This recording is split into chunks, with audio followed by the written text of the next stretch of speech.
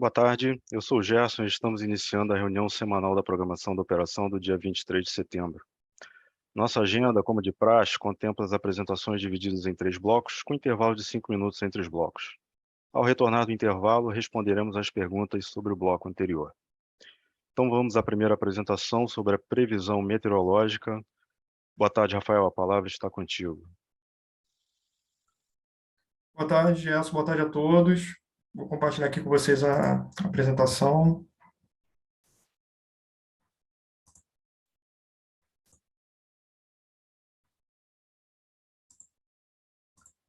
Pronto, foi. Vamos iniciar com a previsão meteorológica. Bom, durante a semana tivemos a atuação de áreas de estabilidade sobre as regiões sul, sudeste, centro-oeste e em parte da região norte do país, e também a passagem de uma frente fria aí pelas regiões sul e sudeste.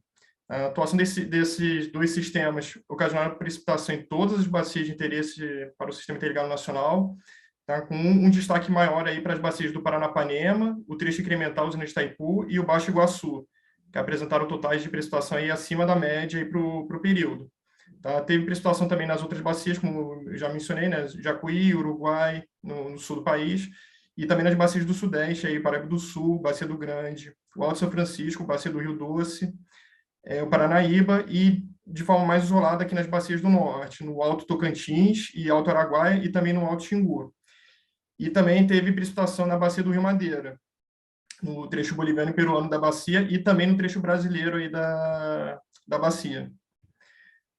Em relação aos ventos na região nordeste do país, tivemos aí uma estabilidade em comparação à semana anterior, com os maiores registros aí sobre o interior do Piauí e da Bahia, também na costa norte, aí nos parques localizados na costa do Ceará e do Rio Grande do Norte. Tá? Então, em comparação com a semana anterior, tivemos uma estabilidade aí em termos médios aí dos ventos, né, para geração eólica.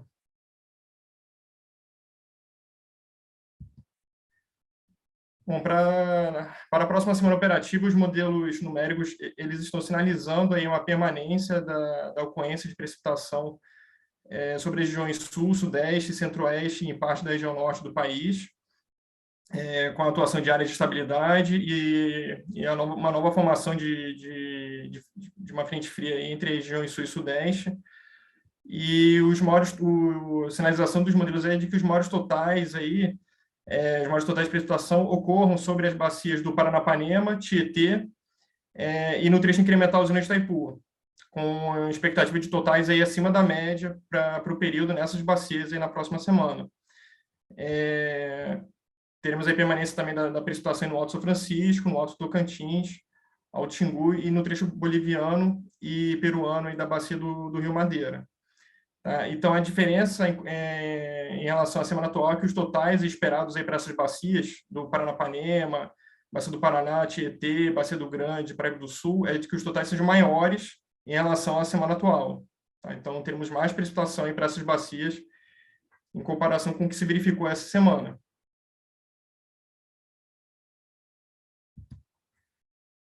Bom, nessa figura temos a precipitação combinada, né, com a combinação dos modelos, GFS, ETA e o Centro-Europeu, e com a remoção de viés aplicada. Aí, essa primeira figura aqui para o horizonte da primeira semana operativa, é do dia 24 até o dia 30 de setembro, com os maiores totais aí previstos aí para as bacias do Paranapanema, o trecho incremental usina de Itaipu, o Baixo Iguaçu e a bacia do Rio Tietê. Tá? Como já mencionei, com a expectativa de precipitação acima da média para essas bacias. Tá? E aí a permanência da precipitação nas demais bacias também, de interesse para o Sistema Interligado Nacional. Tá? Então, Alto Xingu, Alto Tocantins, Paranaíba, e Bacia do Rio Grande, Paraíba do Sul, Jacuí e Uruguai também. Tá? E a Bacia do Rio Madeira. Para a segunda semana operativa, aí do dia 1º até o dia 7 de outubro, a sinalização aí da permanência e da precipitação sobre as bacias aí do sul, sudeste, centro-oeste e parte do norte do país, só que com totais aí inferiores aos da próxima semana operativa.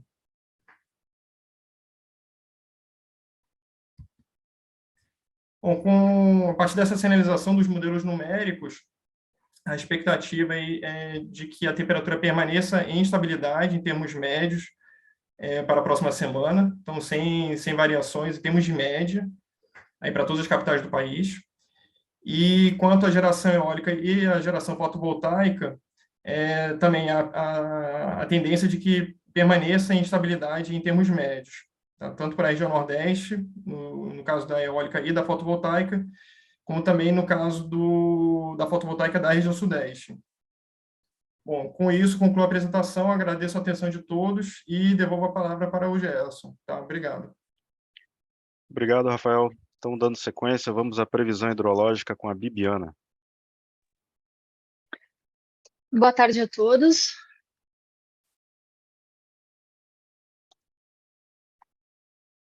Compartilhamento foi iniciado, certo?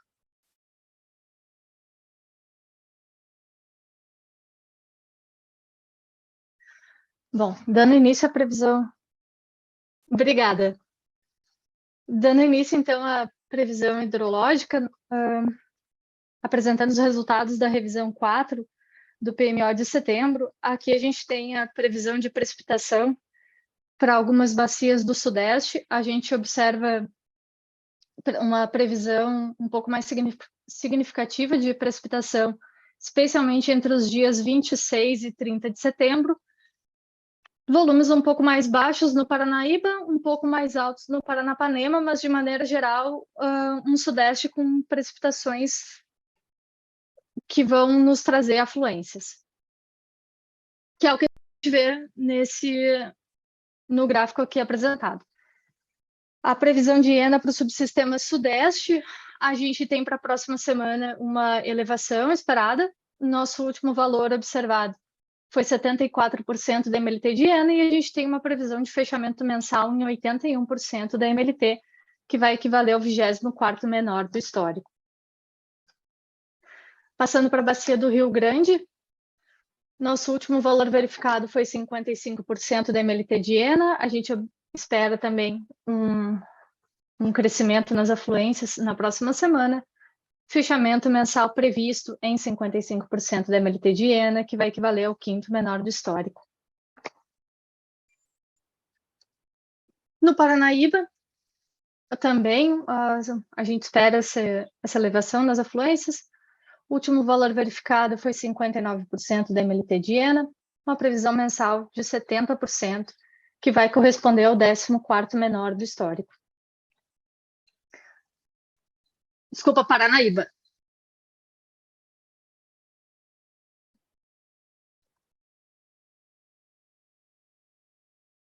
Ok.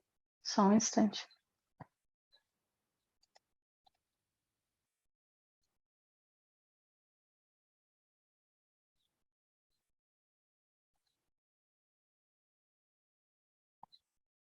Chegou? Deu certo, obrigado. Tá, então vamos tentar.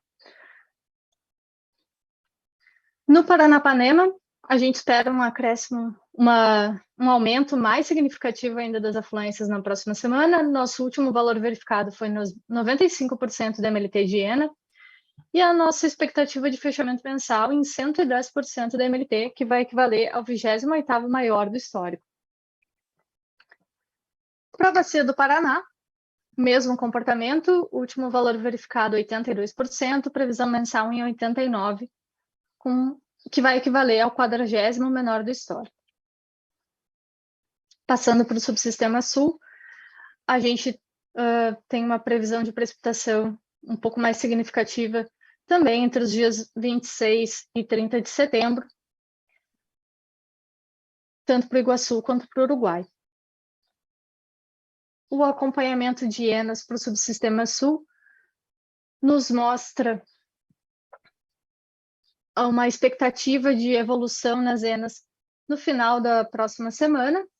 Nosso último valor verificado foi 100% da MLT de ENA e previsão de fechamento mensal em 86%, que vai equivaler ao 42º maior do histórico. Para a bacia do Iguaçu, o último dia em 175% da MLT, previsão mensal 142%, 17º maior do histórico.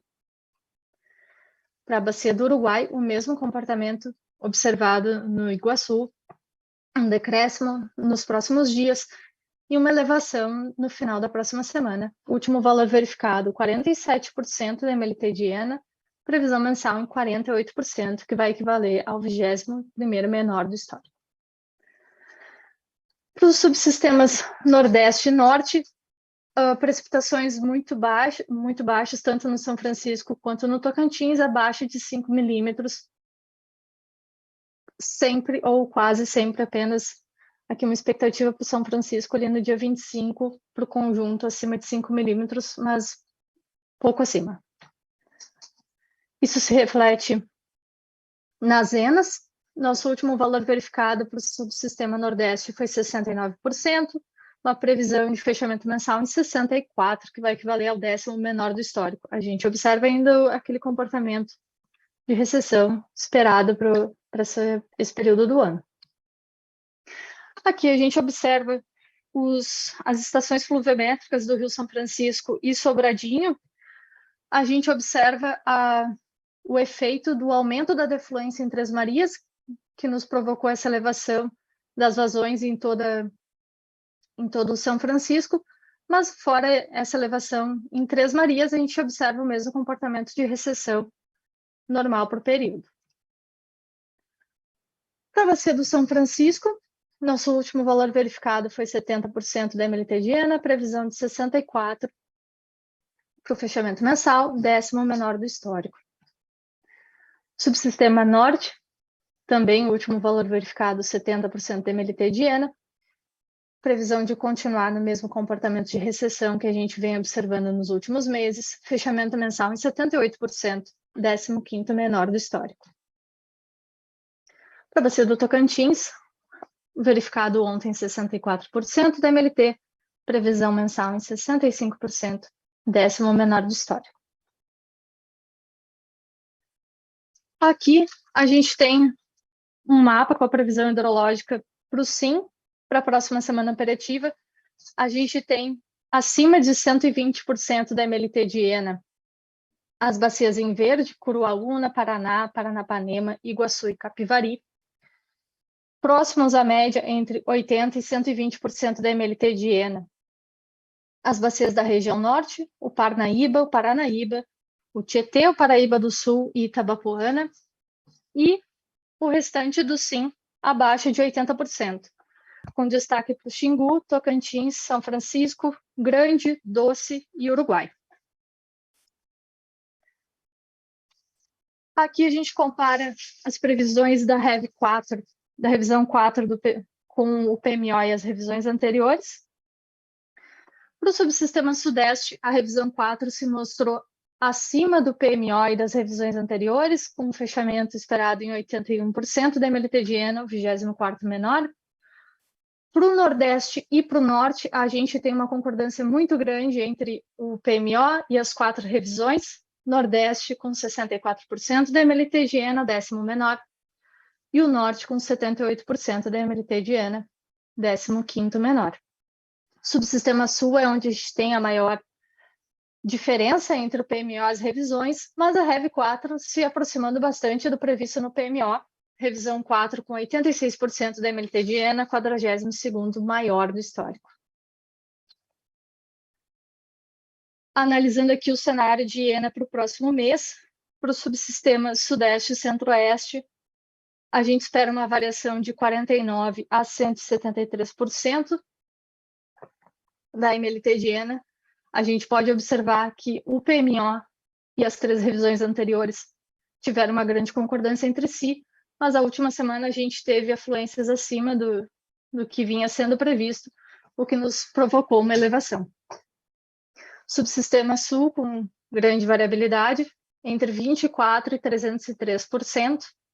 Subsistema Nordeste entre 35% e 129% para o próximo mês, e Norte entre 47% e 136% da MLT de Iena. Aqui a gente analisa a evolução do armazenamento no último ano para os subsistemas. Subsistemas Sudeste, Nordeste e Norte, nos últimos meses, com um decréscimo no armazenamento, como esperado para a época do ano. Subsistema Sudeste com 51% de armazenamento, Nordeste com 68%, Norte com 77% e Sul com 84% de armazenamento, todos consideravelmente acima do que a gente observava um ano atrás. E, por fim, aqui a evolução do armazenamento para Serra da Mesa, Furnas, Nova Ponte, Emborcação, Três Marias e Itumbiara. Itumbiara, Nova Ponte e Emborcação entre 42% e 49% de armazenamento. Serra da Mesa, Furnas e Três Marias entre 57% e 58% de armazenamento. De novo, todos acima do que a gente observava um ano atrás. Bom, eu finalizo aqui a minha apresentação, me coloco à disposição para dúvidas e devolvo a palavra. Muito obrigado, Bibiana. Finalizando esse primeiro bloco, vamos à operação hidráulica com a Maria. Maria, por favor. Boa tarde a todos. Vou iniciar o compartilhamento. Pronto. Compartilhamento iniciado. Vou apresentar aqui os principais destaques da operação hidráulica dessa semana. Bom, começando com as salas de crise e acompanhamento da ANA, das salas que têm uma frequência mensal, que são as salas do Tocantins, do Madeira, do Paranapanema, da região sul e do Rio São Francisco, essa semana teve apenas a sala de crise da região sul. E, excepcionalmente, a gente teve a sala de estiagem do Pantanal, mas nessa sala o ONS não faz apresentação, apenas participa. Os principais destaques apresentados na sala da região sul foram principalmente um acompanhamento das condições hidroenergéticas das bacias da região e uma simulação com a evolução do volume útil dos principais reservatórios da região sul. Então, passando aqui para o acompanhamento nas condições hidroenergéticas, foi apresentado a evolução da energia natural afluente e da energia armazenada nas principais bacias da região sul e no subsistema como um todo. Então, como destaque, a gente traz aqui a evolução da INA observada nas bacias dos rios Capivari e do Iguaçu, que estão com uma INA superior a 100% da média de longo termo, o Capivari com 132% e o Iguaçu com uma INA verificada no mês de setembro até a data vigente da reunião de 129% da MLT. Já as bacias do Uruguai e do Jacuí, desde o mês de agosto, têm apresentado uma recessão na energia natural afluente, verificando ali 48% e 37% da média de longo termo. Para o acompanhamento da energia armazenada, em função da INA observada, da evolução da INA, a energia armazenada nas mesmas bacias dos rios Iguaçu e do Capivari tiveram uma elevação na energia armazenada, e as bacias do Jacuí e do Uruguai tiveram uma redução na energia armazenada. O subsistema sul como um todo respondeu com uma leve elevação ali da energia armazenada em função dessas duas principais bacias, fechando no dia verificado da apresentação, que foi no dia 21/9, uma energia armazenada de 84,3%. E aí foi apresentada uma simulação de curto prazo para os principais reservatórios das bacias do Iguaçu e do Uruguai, para os reservatórios de Salto Santiago e de Abel Munhoz. Os resultados apresentaram praticamente uma manutenção na evolução do armazenamento desses reservatórios até o final do mês, fechando com 98% e 97%. E para os reservatórios de Barra Grande, Passo Fundo e Machadinho, na bacia do Uruguai, apenas o reservatório de Machadinho, de acordo com as perspectivas da simulação, vai apresentar uma leve evolução no armazenamento, fechando o mês em 70%. O reservatório de Barra Grande vai continuar com deplecionamento, fechando o mês em 68%, e o reservatório de Passo Fundo também, com um leve deplecionamento, fechando o mês em 83%. Para as próximas reuniões, na próxima semana ocorrerá a reunião do Madeira, do Tocantins e do Paranapanema, e as reuniões das salas do São Francisco e do Sul só no mês de outubro. E, por fim, trazendo um acompanhamento da evolução das defluências nas usinas de Jupiá e Porto Primavera, né? Não teve, para a usina de Jupiá, tem se mantido uma política de defluência estabilizada, aqui próximo da defluência mínima vigente para o momento, de acordo com o FCH 3146, de aproximadamente 3.700. Né? E já a usina de Porto Primavera, né, apresentou aqui nos últimos dias uma elevação da defluência e no dia 22 fechou com uma defluência média de 4.443. Bom, eram esses os principais destaques da operação e eu te devolvo a palavra, Gerson. Fico à disposição para as eventuais perguntas. Obrigado, Maria. Com isso, finalizamos o primeiro bloco, faremos um intervalo e retornaremos em 5 minutos. Boa tarde novamente, estamos de volta então, iniciando pelas respostas. A Thaís Alves de Carvalho, da Esfera Energia, pergunta: minha dúvida é a respeito das novas bacias que passarão a ser modeladas no SMAP. Quando irão liberar os arquivos e de previsão com os postos novos? Rafael, você poderia me ajudar com essa resposta, por gentileza? Opa, claro, posso sim, Gerson. Boa tarde, Thaís, obrigado pela pergunta. Em relação à publicação dos arquivos PSAT e de previsão dos arquivos M, com as bacias do Paraíba do Sul e do Baixo Iguaçu, eles passarão a ser publicados a partir do PMO, né, na semana que vem, que é quando essas duas bacias elas entram aí no processo oficial. Tá? Então, a partir do próximo PMO, esses arquivos passarão a ser publicados no Sintegre.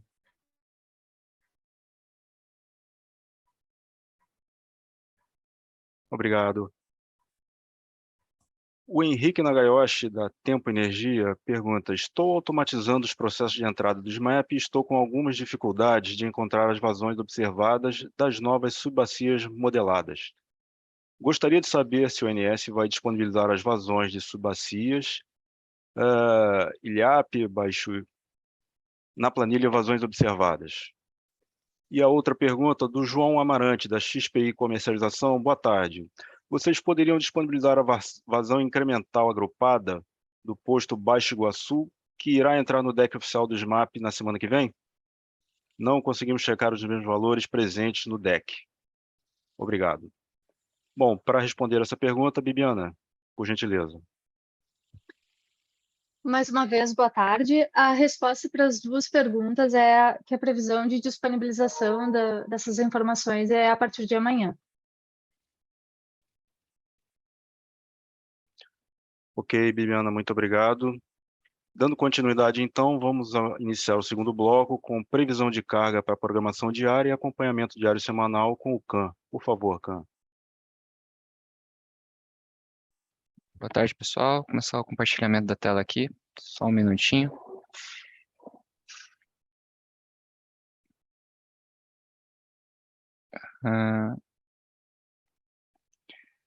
Espera aí, deixa eu trocar as telas.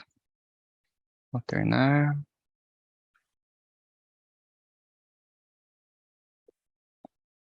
Aí pronto, acho que vocês já estão vendo a minha tela? Sim.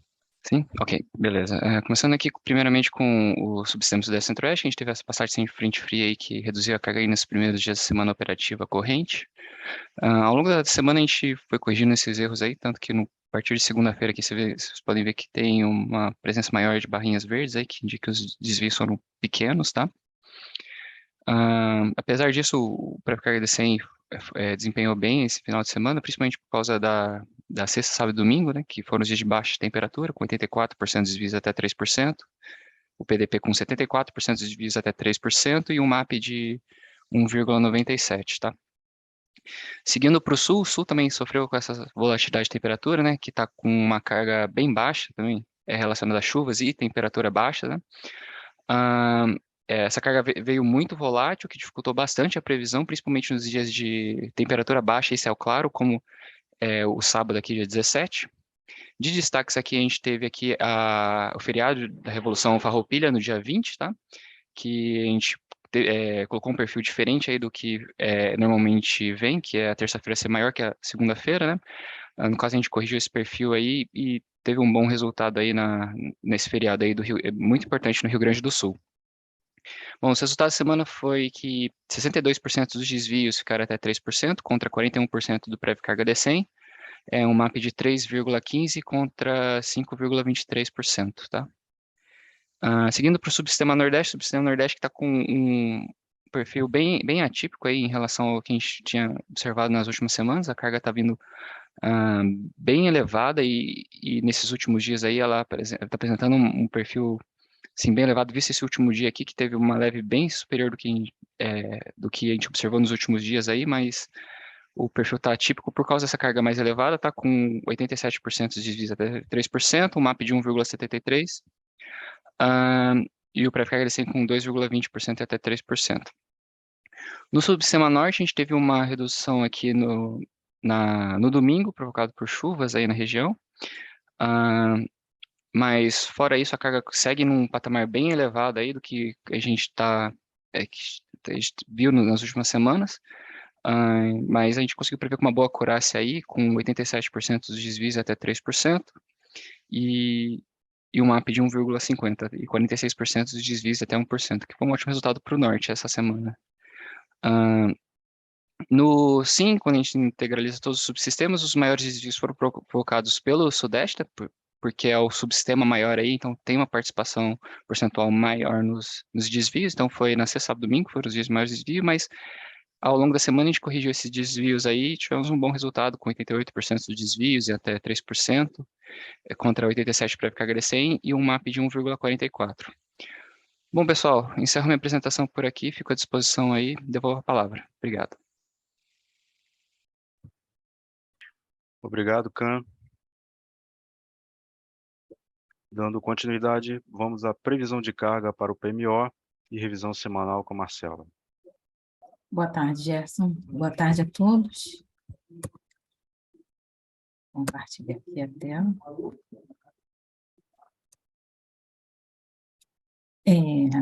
Então, dando seguimento, a gente fala aqui das previsões de carga consolidadas para a quarta revisão semanal, né, do mês de setembro. Antes de falar do acompanhamento da carga propriamente dito, nós temos alguns destaques em relação aos acontecimentos e as premissas que vêm sendo consideradas para a elaboração do horizonte de previsão.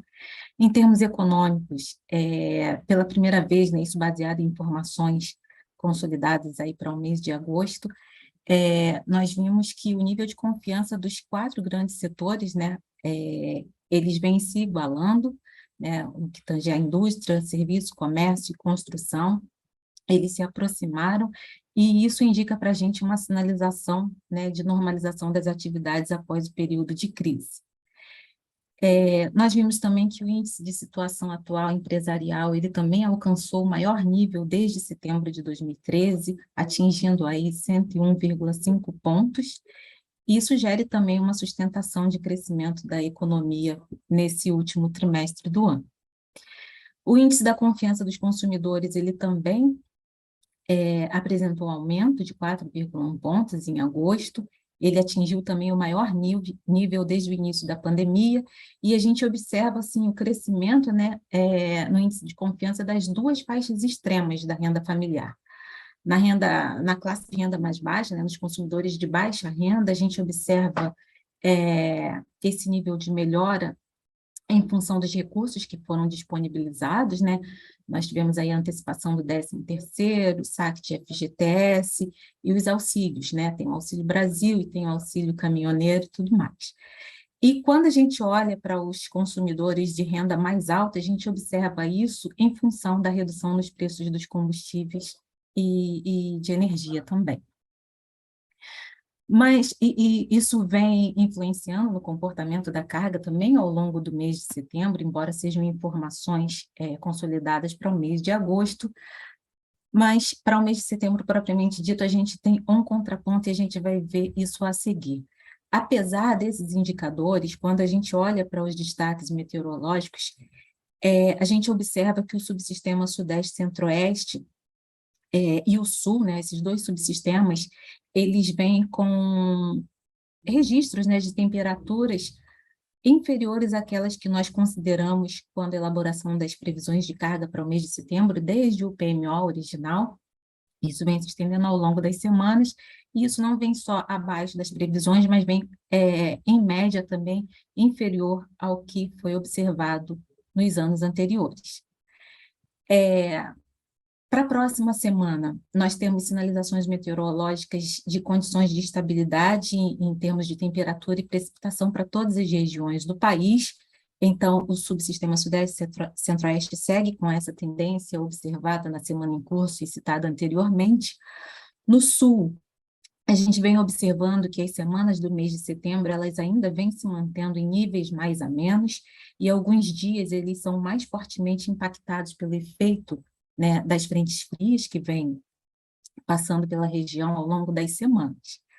Já os subsistemas Nordeste e Norte, eles seguem mais com condições de estabilidade, né? A gente observa temperaturas mais elevadas nessas regiões, e nas últimas semanas, a gente já vem observando uma redução dos totais de precipitação, como também se é esperado para essa época do ano.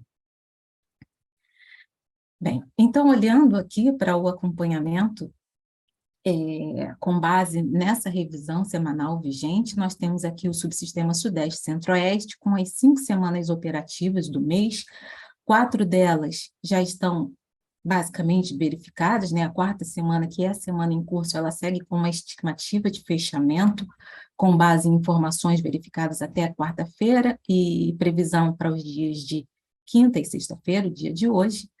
E essa estimativa, ela sinaliza para a gente um fechamento da carga desse subsistema com uma variação de menos 3,5% em relação ao valor que foi projetado para essa semana no estudo anterior. E isso, em grande parte, a gente associa ao efeito que as temperaturas vêm provocando no comportamento da carga. Para a próxima semana, em função das condições de estabilidade, foi necessário fazer uma revisão em relação ao que havia sido projetado nessa semana no estudo da revisão passada, e essa redução, ela sinaliza para a gente uma variação de menos 4,3% em relação ao valor anterior. Então, quando a gente olha para a nova expectativa de fechamento do mês de setembro, né, levando em consideração essas 4 semanas verificadas e mais a revisão para a última semana operativa do mês, que é a semana de 24 a 30 de setembro, ela fecha exatamente no dia 30, então essa semana ela conta com dias somente do mês de setembro. Essa estimativa de fechamento para o mês mais recente, ela sinaliza para a gente um valor 3,2% inferior à nossa projeção inicial, que era de 40.115 megawatts médio. Seguindo para o subsistema Sul, levando em consideração as mesmas informações citadas para o subsistema anterior, a semana em curso, a estimativa sinaliza para a gente também um valor inferior em 4,1% à nossa projeção, e como o Leo mostrou na apresentação diária, esse subsistema ele vem sofrendo, né, influências relacionadas às temperaturas mais amenas que vêm acontecendo na região, e também o efeito dos maiores totais de precipitação observados nesse período. Para a próxima semana, dada também as condições de estabilidade, para esse subsistema também foi necessário fazer uma revisão do que havia sido sinalizado para essa 5ª semana operativa do mês no estudo anterior, e esse valor ficou 3,8% inferior ao que havia sido considerado anteriormente. Levando em consideração essas 4 semanas operativas verificadas e mais a revisão da projeção do valor para a 5ª semana operativa do mês, hoje a gente tem uma expectativa de fechamento do mês de setembro com um valor inferior em 5,3% à nossa projeção inicial. Aqui nós temos o subsistema Nordeste. Esse subsistema ele vem na contramão do que foi apresentado anteriormente para o subsistema Sudeste Centro-Oeste e também para o Sul. A gente vem observando aí ao longo dos últimos meses que a carga desse subsistema ela vem se apresentando em níveis mais baixos do que nós havíamos projetado nos estudos, não só de revisão, de planejamento, né, mas também a cada estudo do PMO. Mas a partir da 3ª semana operativa desse mês, a gente começou a observar a carga desse subsistema começando a reagir e entrando aí num nível de retomada, e a gente observa esse crescimento aí ao longo das semanas. E a semana em curso, em particular, ela está fechando com um valor superior a todas as semanas do mês, com 11.463, e surpreendendo a gente aí em 4% acima daquele valor que havia sido considerado para essa semana na revisão 3 do PMO de setembro. Em função desse acontecimento e da expectativa da gente, nesse sentido de continuar, a carga desse subsistema continuar em nível crescente, nós fizemos um ajuste em relação ao valor que havia sido considerado para a 5ª semana operativa do mês, subindo ele aí em 4%. Então, contextualizando essas informações, tanto do comportamento das semanas verificadas, quanto a revisão da projeção da 5ª semana, hoje a gente espera fechar o mês de setembro com um valor mais próximo da nossa projeção inicial, inferior apenas em 1,6%.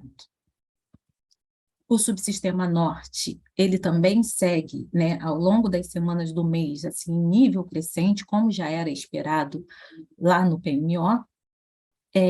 A 3ª semana ela fechou bastante ajustada dentro daquilo que nós havíamos previsto, em 0,4%. Essa variação de 0,4% ela também se mantém em relação à semana em curso, a semana vigente, onde a expectativa de fechamento dela gira em torno de 6.790 megawatts médios.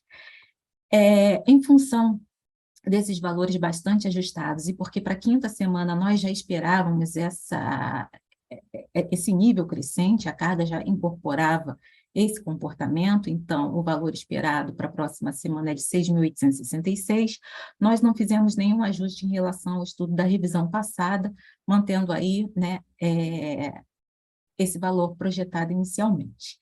Então, sintetizando aí todas as informações verificadas ao longo das 4 primeiras semanas do mês, e mais a manutenção do valor da 5ª semana operativa, né, a semana do horizonte de previsão, hoje nós temos uma expectativa de fechamento do mês com um valor bastante ajustado à nossa projeção inicial, com uma variação de apenas 0,3%. E para finalizar, a gente tem o Sistema Interligado Nacional, que traz todas as informações citadas anteriormente para cada um dos subsistemas. A 4ª semana operativa do mês com um valor inferior à nossa projeção em 2%, muito justificado pelo comportamento da carga dos subsistemas Sudeste, Centro-Oeste e Sul, né, influenciado por esse efeito das temperaturas e dos totais de precipitação no Sul em particular. O que foi fechado para a próxima semana também mostra para a gente, né, uma sintetização das informações para as semanas dos subsistemas. Então, a informação mais recente, a projeção mais recente sinaliza para a gente uma 5ª semana com um valor de 69.190 megawatts médios, 2,5% inferior à nossa projeção da revisão passada, e essas semanas verificadas, mais a revisão ocorrida para a 5ª semana, mostra para a gente uma expectativa de fechamento do mês com um valor de 67.719, indicando aí uma variação de menos 3% em relação à nossa projeção inicial, que era de 69.844. Essas eram as informações em termos de revisão semanal e de acompanhamento da carga ao longo do mês de setembro. Eu agradeço a atenção de todos e retorno a palavra a você, Gerson. Ok, obrigado, Marcela. E para finalizar esse segundo bloco, vamos aos resultados do PMO e as intervenções energéticas relevantes com a Diana. Diana, por favor. Boa tarde, Gerson. Boa tarde a todos que estão acompanhando essa última reunião de setembro.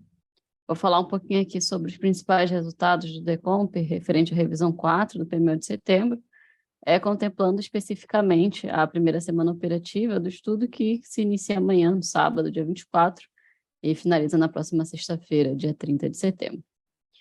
Antes de entrar nos resultados propriamente ditos, nessa revisão tivemos a publicação de alguns despachos da ANEEL, que foram contemplados como atualização do DEC do DECOMP. Então, tivemos a publicação do despacho 2646, referente à liberação da unidade geradora 2 de São Roque, para início para a operação comercial.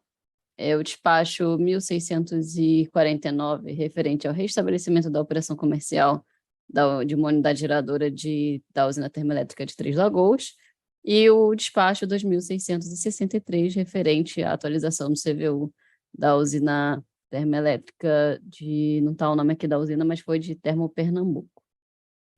Então, entrando nos resultados propriamente ditos, a gente tem aqui o diagrama onde mostramos aqui o CMO obtido para cada subsistema. Então, observamos o CMO equalizado em todos eles, e a novidade é que nessa revisão a gente não atingiu nenhum limite de intercâmbio entre esses subsistemas. Em relação ao CMO da semana passada, a gente observa uma redução do valor, então fizemos um estudo para observar, para tentar identificar quais os principais fatores que contribuíram nesse comportamento do CMO da semana passada para essa. Então, pelo esse gráfico, dá para observar que essa redução foi motivada basicamente por conta da atualização da previsão de vazão. Então, dado esse CMO obtido pelo DECOMP para a próxima semana operativa, a expectativa é que a gente mantenha despacho térmico apenas por inflexibilidade, sem nenhuma usina despachada por ordem de mérito. Só lembrando que esse gráfico reflete a expectativa de geração do DECOMP para a próxima semana. Lembrando que todo dia o DECEM é rodado, dando a ordem de mérito diariamente. Nessa semana, a gente está comandando, então, o despacho para as usinas AGNL referente à semana que se inicia no dia 26 de novembro e finaliza dia 2 de dezembro. Nessa tabela, tem ilustrado o benefício GNL calculado para essa semana em questão, assim como o CVU de cada uma dessas usinas desse tipo de modalidade. Então, a gente não tem expectativa de despacho por ordem de mérito, nem por razão elétrica, nem por garantia energética para essas 3 usinas. Fica o destaque aqui para Santa Cruz, que está tendo despacho por inflexibilidade. De acordo com a informação recebida pelo agente, essa inflexibilidade tem previsão de acontecer até dia 25 de novembro. Entrando nas energias armazenadas de todos os subsistemas, temos aqui, para todos os subsistemas, com umas linhas mais claras, mostrando o acompanhamento do armazenamento previsto nas últimas revisões, e a linha mais escura referente a essa revisão 4 do PMO de setembro. Então, o subsistema Sudeste, nós começamos o estudo com 51% da energia armazenada, expectativa é fechar o mês de setembro com 50,2%. Subsistema Sul, começamos com 83,9%, com a expectativa de fechar o mês com 82,3%. O subsistema Nordeste começando com 67% e com a expectativa de fechar em 66% da energia armazenada do subsistema. E, por fim, o subsistema Norte começando o estudo com 77,3%, com a expectativa de finalizar com 77,8%. Em relação à importação de energia, só aquela ressalva de que é uma informação que não é um dado de entrada para o DEC. Essa informação não entra para a formação de preço, mas fica aqui a título de informação as ofertas que recebemos para a próxima semana. Então, continuamos sem receber a oferta de importação da Argentina, e do Uruguai recebemos de 2 agentes, da Enel e da BTG Pactual. Para referência, esse número embaixo aqui da tabela tem a comparação em relação ao preço enviado na semana anterior. Então, fica aí para referência. Tivemos 6 blocos ofertados pelos 2 agentes comercializadores, totalizando um montante de 250 megawatts médios em todos os patamares de carga, e ficam os preços aqui também nessa apresentação para futura referência. E entrando aqui nas intervenções energéticas relevantes para a próxima semana operativa, só lembrando o critério de relevância, então nós trazemos aqui para essa reunião intervenções que ocorrem em unidade geradora que possa alterar algum limite sistêmico, ou em unidade geradora de alguma usina de grande porte. Então, começando pelos destaques do subsistema Sudeste e Centro-Oeste, nós temos, então, uma intervenção prevista para a usina hidrelétrica de Emborcação, para teste de autorrestabelecimento, que está programado para o dia 25 de setembro, e também para o dia 25 de setembro, destaque para a usina de Nova Vaiandava, que é uma parada nas unidades geradoras 1 e 2 dessa usina, para a interligação da rede de automação da unidade geradora 3 dessa usina. No subsistema Sul, temos destaque para a Ford Chapecó e para Machadinho, as 2 usinas com intervenção para teste de autorrestabelecimento. Para a Ford Chapecó está programado para o dia 24 e para Machadinho para o dia 25/9. No subsistema Nordeste, temos o destaque para a unidade geradora 5 e 6 da usina hidrelétrica de Sobradinho, manutenção prevista para o dia 26 e dia 27 de setembro. E, por fim, como destaque aqui para o subsistema Norte, temos as unidades geradoras 2 e 3 de Serra da Mesa, as duas unidades geradoras paradas para serviço na subestação, no dia 25, sendo que a unidade geradora 2 é no período da manhã de 0 até as 8h30, e posteriormente de 8h30 até as 15, a unidade geradora 3. Temos também uma manutenção preventiva para a unidade geradora de Tucuruí para o dia 28/9, e por fim, uma manutenção na unidade geradora 52 da usina termoelétrica Maranhão 3, uma manutenção prevista que está programada para o dia 25 de setembro. Então, Gerson, eram esses destaques que eu tinha para trazer referente à gerência de programação mensal. Finalizo aqui a apresentação, devolvo a palavra e fico à disposição para eventuais questionamentos que possam surgir. Obrigada. Ok, Diana, obrigado. Com isso, finalizamos o segundo bloco, faremos o intervalo e retornaremos em 5 minutos. Boa tarde novamente. Então, retornando para o terceiro bloco, iniciando pela resposta às perguntas do chat. O Gabriel Oliveira, da Tempo, pergunta: quando será atualizados os arquivos do programa conjunto para remoção de viés para as bacias do Baixo Iguaçu e Paraíba do Sul? O ONS disponibilizou os arquivos BLN dos contornos, porém é necessário os coeficientes e o histórico de dados de precipitação. Qual a metodologia para a via para o posto 81 Baixo Iguaçu? Para as bacias do Paraíba do Sul, com o somatório das VNM, é possível chegar no valor da via encontrada no DEC do SMAP? Todavia, o mesmo não ocorre para a via do SMAP do Baixo Iguaçu. A via do Baixo Iguaçu poderia ser disponibilizada no relatório de acompanhamento hidrológico? E a Natália Biondo, da Encor, pergunta: poderiam explicar, por favor, como é calculada a vazão incremental agrupada da nova subbacia Baixo Iguaçu a ser implementada a partir da próxima semana? Ela deveria corresponder à soma das vazões incrementais tratadas de Salto Caxias, Salto Osório, Salto Santiago e Baixo Iguaçu? Não conseguimos obter os mesmos valores que estão sendo divulgados nos arquivos Shadow para esse posto. Para me ajudar a responder essa pergunta, Arthur, por gentileza. Obrigado, Natália e Gabriel, pela pergunta. Quanto à precipitação do conjunto, ela está sendo disponibilizada na rodada Shadow. E quanto ao tratamento de dados para obtenção da via em Baixo Iguaçu, hoje a gente tem um tratamento que é feito por agrupamento em Salto Osório, Salto Caxias e Salto Santiago, que é o tratamento vigente que está sendo substituído pela inclusão de Baixo Iguaçu nesse agrupamento. Então, a partir do PMO, na próxima semana, o tratamento de dados vai ser atualizado, tal que a VNM, a soma das VNMs desses 4 aproveitamentos vai ser equivalente à via. Então, só por essa questão de mudança de metodologia para os aproveitamentos e com a entrada do SMAP que a gente está com esse tratamento de dados diferente e vai sim ser disponibilizado no RVO a partir de amanhã.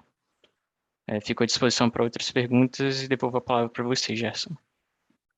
Obrigado, Arthur. Dando sequência nas perguntas, a Diana Lima, do Itaú, pergunta: nas últimas reuniões, a queda acentuada na expectativa de carga para setembro foram atribuídas à projeção de temperatura. Dada a necessidade de transparência e grande impacto da temperatura nos modelos de previsão de consumo, podem, por favor, fornecer para as próximas reuniões quais foram as expectativas de temperatura consideradas para o PMO de setembro? E disponibilizar no Sintegre mensalmente as previsões de temperatura consideradas para a estimativa de carga mensal?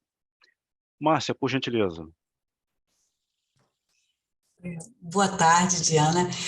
Como na última reunião do PMO, até a Beatriz, né, a meteorologista, explicou aí quais são as temperaturas que são utilizadas nos modelos aqui por nós, né, são os modelos lá do CPTEC.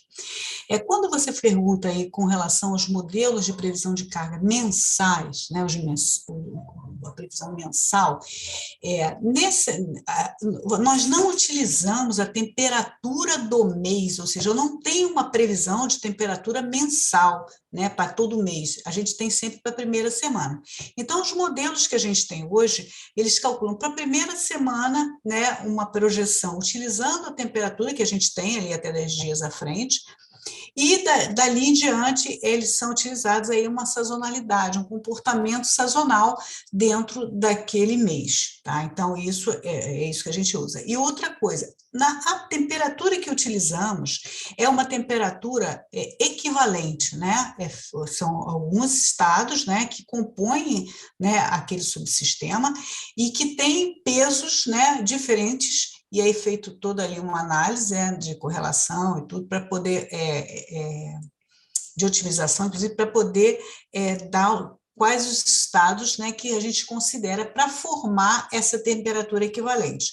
Então, assim, inclusive a metodologia da temperatura equivalente também está disponibilizada ali no Sintegre e eu não sei se ela está, mas de qualquer maneira, eu acho que ela está sim no Sintegre, que já foi disponibilizada há algum tempo, essa metodologia, mas de qualquer forma, se você tiver necessidade de uma outra informação, você pode mandar ali para o relacionamento com a gente, que a gente vai tentar responder da melhor forma possível. A princípio, para previsões mensais, os modelos eles não consideram temperaturas previstas para todo o mês. Para o semanal, sim, o semanal a gente considera as previsões, que são aquelas do CPTEC, que a gente recebe por estado, né, da área de meteorologia, e é calculada aí uma temperatura equivalente. Para a semana, a gente até poderia mostrar ali, apresentar as temperaturas equivalentes consideradas, mas para o mês a gente não tem isso, tá? A gente, como os modelos, que eu te digo, os modelos não consideram, né, temperaturas mensais, tá bom? Mas, de qualquer forma, faz isso, manda suas dúvidas aqui para o relacionamento e a gente vai tentar responder da melhor forma possível para você, tá bom? Obrigada, hein? Obrigado, Márcia. Dando sequência, então, iniciamos as apresentações desse terceiro bloco com os limites elétricos e principais intervenções elétricas. Com o Eduardo, por favor. Obrigado, Gerson. Boa tarde a todos. Vou compartilhar minha tela.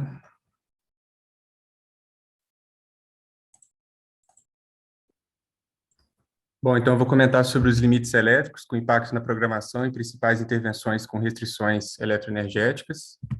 Começando aqui pela área norte-nordeste, nós temos aí o desligamento das barras A1 e A2 de 500 kV da subestação de Serra da Mesa, que vai ser feito no período das 4h30 do dia 9, na terça-feira, às 0h30 do dia 24, no sábado, já está em execução, né? E o motivo é que, a partir do seccionamento da barra A, os segmentos de barra A1 e A2 irão operar desinterligados até a entrada em operação do disjuntor 972. E, para que o sistema suporte contingências envolvendo a barra B de Serra da Mesa, é necessário, então, limitar o FNS, que é o fluxo norte-sudeste, em 2.700 MW, e o FNES, que é o fluxo nordeste-sudeste, em 7.000 MW. Bom, na sequência, ainda o desligamento das barras A1 e A2 de 500 kV de Serra da Mesa, agora no período das 0h30 do dia 24, no sábado, às 23 horas do dia 27, terça-feira, com o motivo aí de interligação entre as barras A1 e A2, né, e os novos equipamentos instalados com o seccionamento, e para que o sistema suporte a contingência da barra B de Serra da Mesa, é necessário, então, limitar o FNS em 2.600 MW e o FNES em 7.000 MW.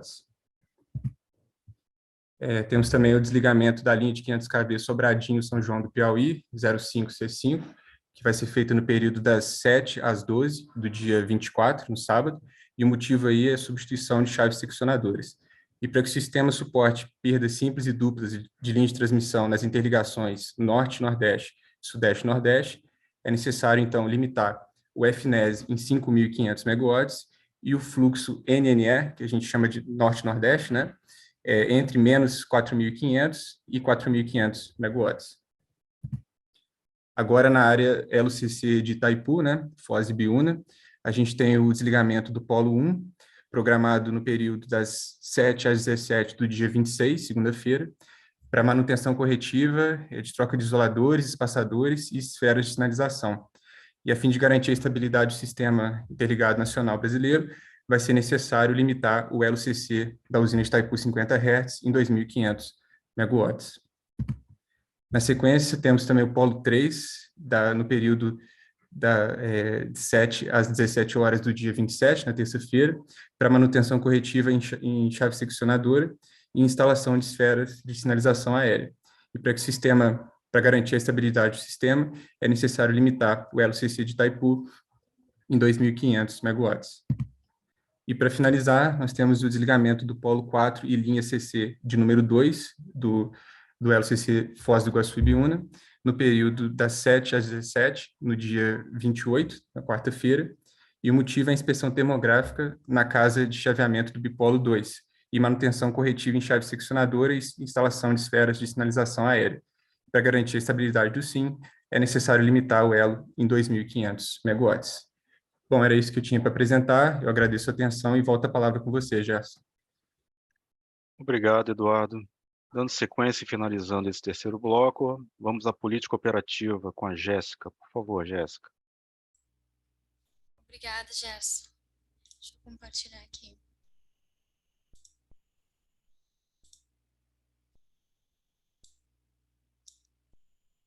Então, boa tarde a todos.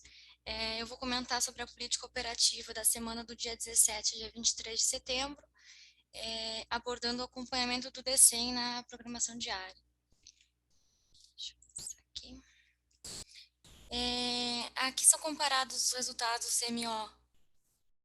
CMOs médios entre os modelos DECOMP e DCEM por subsistema. Como pode ser observado no subsistema Sudeste e Sul, de maneira geral, os valores do CMO do DCEM acompanharam os valores do DECOMP, né?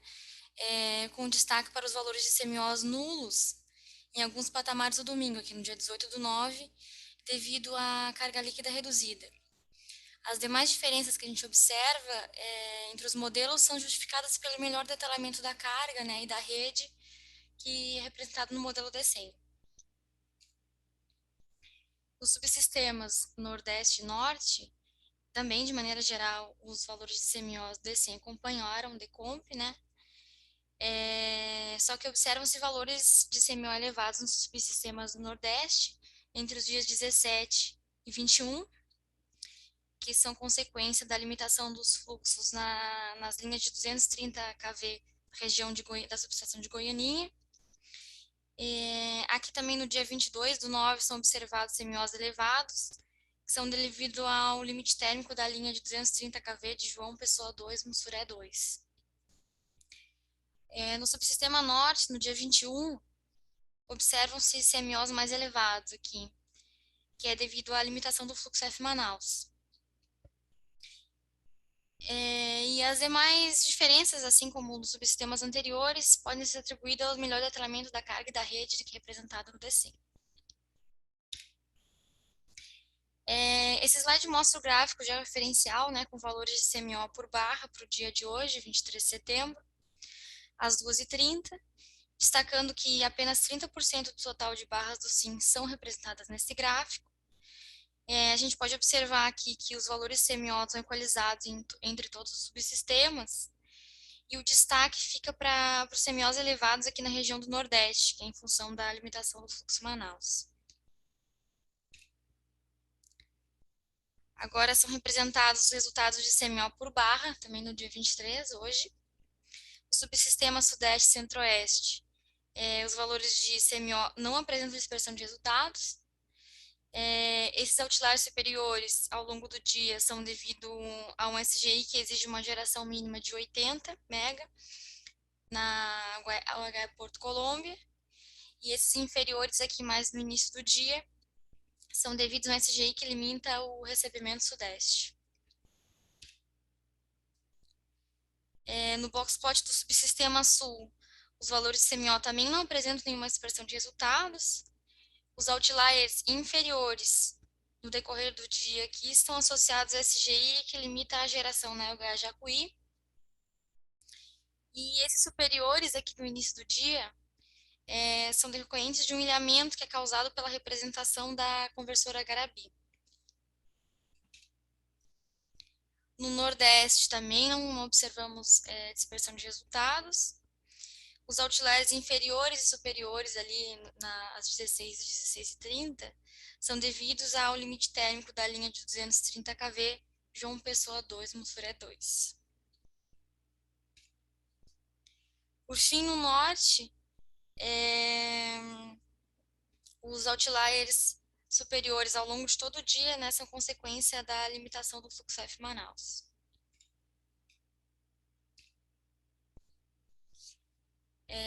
Agora, tratando as diferenças entre os resultados do DCEM e do PDP, inicialmente aqui no subsistema Sudeste e Centro-Oeste.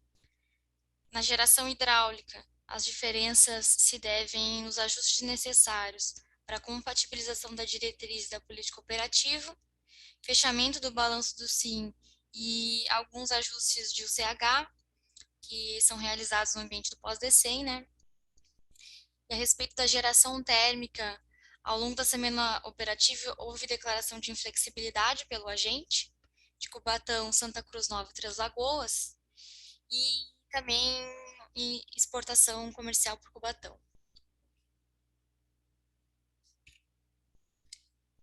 No subsistema sul, as diferenças de geração hidráulica também são devido às diretrizes, ao fechamento do balanço do SIM e ajustes de UCH. Na geração térmica, houve maior geração no PDP ao longo da semana, que foi devido à declaração de inflexibilidade e também exportação comercial.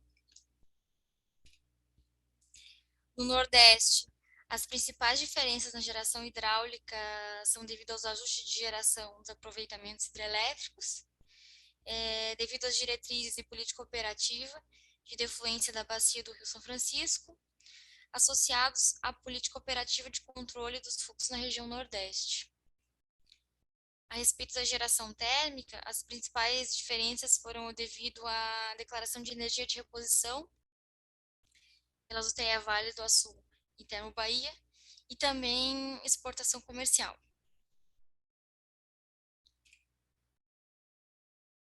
No norte, de geração hidráulica novamente associada à política operativa e ajustes de UCH.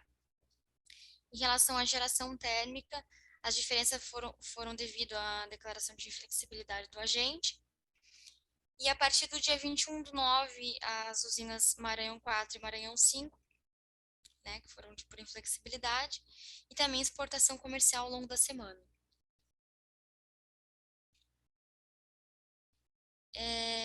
Nessa tabela são apresentados os resultados do balanço da programação, que são os valores médios semanais de geração térmica, dividido por titulação de toda a semana operativa, né?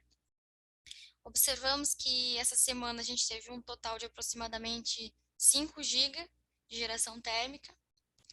Desse montante, há um destaque para o despacho de inflexibilidade, aqui que representa 51% do despacho total, seguindo com 28% de ordem de mérito, e depois com 19% de exportação comercial, e as demais titulações com o restante. Aí aqui, aproveitando para responder a pergunta do Márcio, da Copel, né, que pergunta o motivo do despacho da razão elétrica no Nordeste, essa geração por razão elétrica foi para atender às inequações que são referentes às intervenções para as obras de ampliação, reforços e melhorias na região de João Pessoa, na Paraíba, e na linha de 230 kV da região da subestação de Goianinha. Com relação ao intercâmbio internacional, houve exportação de energia da Argentina na modalidade comercial, por meio de térmicas da região Sul, Sudeste, Norte e Nordeste, pelas conversoras Garabi 1 e Garabi 2. E não houve exportação nem importação com o Uruguai. Esses próximos gráficos mostram as médias horárias do balanço por fonte de geração, né, por submercado, ao longo de toda a semana operativa. Aqui, começando pelo Sudeste, observamos que continua com importação líquida em todos os patamares de carga. O recebimento continua com participação relevante nesse subsistema, mas o principal responsável pela modulação para atendimento de carga aqui foi a geração hidráulica. No Sul, apresentou o perfil exportador, geração hidráulica elevada em função das afluências, né? E, adicionalmente, houve exportação de energia na modalidade comercial.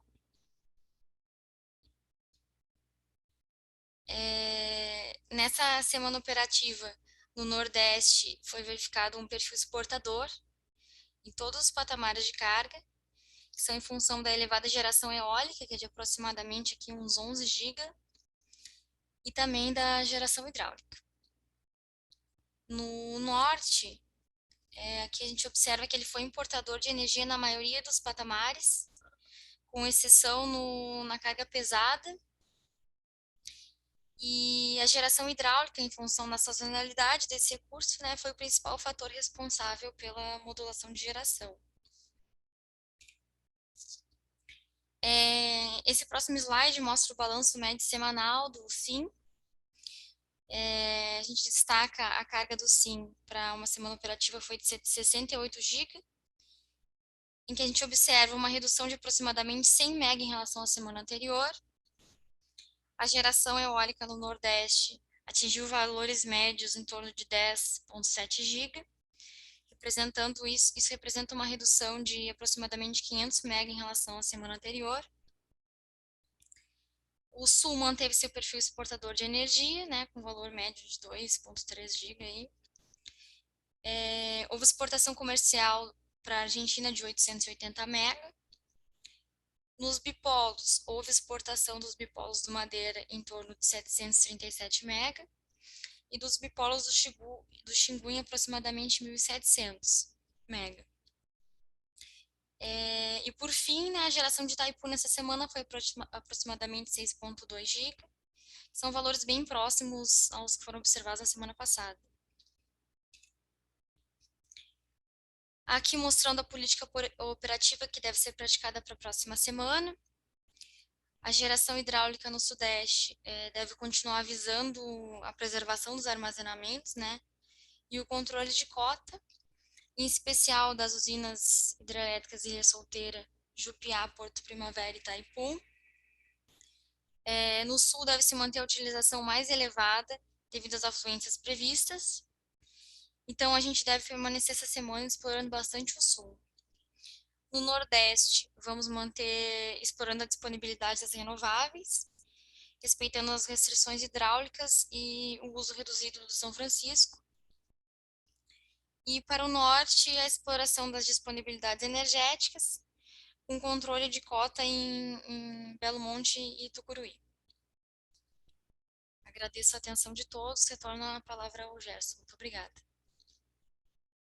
Obrigado, Jéssica. Com isso, finalizamos o terceiro bloco, faremos um intervalo e retornaremos em 5 minutos. Boa tarde novamente, estamos de volta para a última parte da nossa reunião de hoje. O André Moraes, da Simple Energy, pergunta: na reunião da sala de crise do São Francisco, o ONS apresentou 2 casos para a operação da bacia para o mês de outubro, com diferentes valores de defluência para as usinas de Três Marias e Sobradinho e Xingó. Existe alguma decisão em relação a qual caso será adotado? Então, para responder essa pergunta, Maria, por gentileza. Boa tarde, André. Obrigada pela pergunta. Bom, em relação à defluência praticada nessas usinas, ela está sendo avaliada no âmbito diário da programação, e mesmo tendo sido apresentado 2 casos na sala da ANA, né, não há uma adoção de um caso específico para definir a política nessas usinas. Obrigada. Obrigado, Maria. O René Hanay, da Genco, pergunta: pelos mapas de anomalia de temperatura do CEPTEC, não é verificada uma anomalia tão forte e negativa de temperatura do Sudeste, aproximando mais a climatologia. O que justifica o desvio tão forte na carga de setembro? O cenário de outubro, pensando nas variáveis que impulsionaram a segunda revisão quadrimestral, continuam válidas? Terá um gap ainda maior em relação a setembro? Como estão pensando nisso? Para responder essa pergunta, Marcela, por gentileza. Obrigada, Gerson. Boa tarde, Renê. Toda reunião, né, não só de revisão semanal, mas do PMO, a gente sempre faz questão de mostrar as considerações mais recentes em relação aos indicadores. E hoje, não diferente disso, nós trouxemos também, logo na abertura da apresentação da reunião semanal, a confirmação desses valores que são os últimos, né, os publicados de acordo com o mês fechado de agosto, e que setembro vem seguindo essa mesma tendência. Então, os indicadores em termos de economia, eles apontam, sim, para a gente sinais de melhora. Agora, em relação às temperaturas,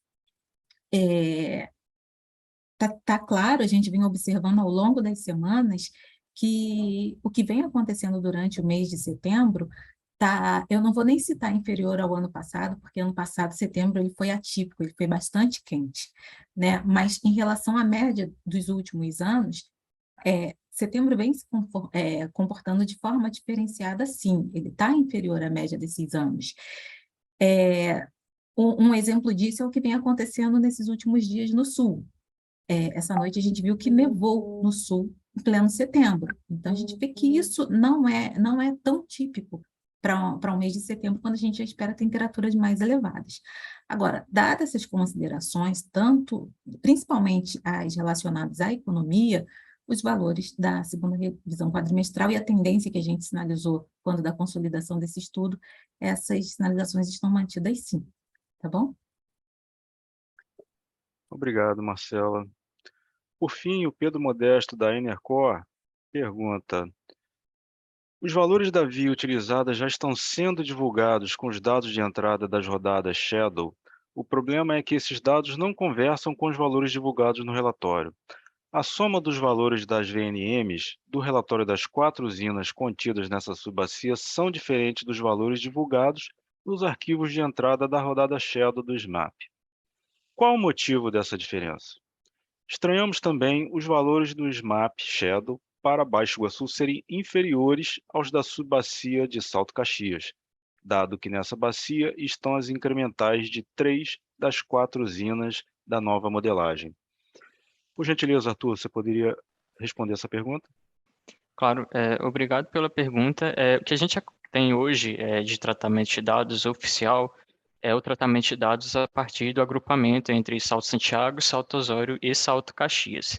Esse agrupamento hoje é oficial, a gente roda um SMAP para esse agrupamento e redistribui a incremental a partir da via dentro desses 3 aproveitamentos. Então, a VNM, que é obtida dentro dos relatórios, ela é calculada a partir da via oficial até o momento. Na semana que vem, PMO, a gente vai sair do Shadow e entrar com o SMAP oficial de Baixo Iguaçu, que agora vai abranger, além das 3 usinas já citadas, Baixo Iguaçu. Com isso, a gente não consegue obter a via que está sendo utilizada no modelo Shadow a partir das VNMs, porque são tratamentos de dados diferentes e o oficial ainda é o agrupamento de Salto Santiago, Salto Osório e Salto Caxias. Então, a partir de semana que vem, no PMO, a gente vai modificar esse tratamento de dado para redistribuir as incrementais a partir da via dentro dos 4 aproveitamentos de Salto Santiago, Salto Osório, Salto Caxias e Baixo Iguaçu. E o que pode estar motivando as diferenças é porque aquele trecho de Baixo Iguaçu de incremental, ele apresenta muitas incrementais negativas. Então, quando a gente totaliza acrescentando Baixo Iguaçu, o valor pode acabar ficando inferior. Bom, espero ter respondido a pergunta e qualquer coisa estou à disposição. Obrigado, Arthur. Com isso, finalizamos nossa reunião. Muito obrigado e uma boa tarde.